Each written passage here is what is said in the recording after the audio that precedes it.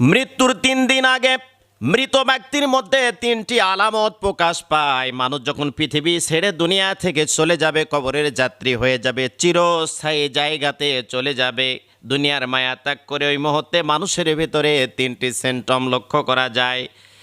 1 নম্বরে হলো খাবার দাবার বন্ধ হয়ে যায়, পরিবর্তন হয়ে যায়।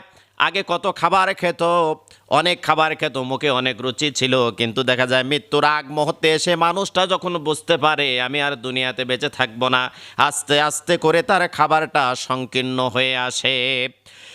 2 নম্বরে মানুষের কথার ভিতরে ভিন্নতা দেখা যায়। আগে জুড়ে কথা বলতো, দাপট দিয়ে কথা বলতো, অহংকার দিয়ে কথা বলতো, অহংকারের সাথে কথা বলতো, কিন্তু মানুষটা দেখছে দুনিয়ার মায়া ত্যাগ করে চলে যাব, মানুষের কথার ভয়েসটা আস্তে আস্তে নর্মাল হতে শুরু করে। এমনটা বলতে থাকে, যদি মা মারা যায় তাহলে বলে বাবা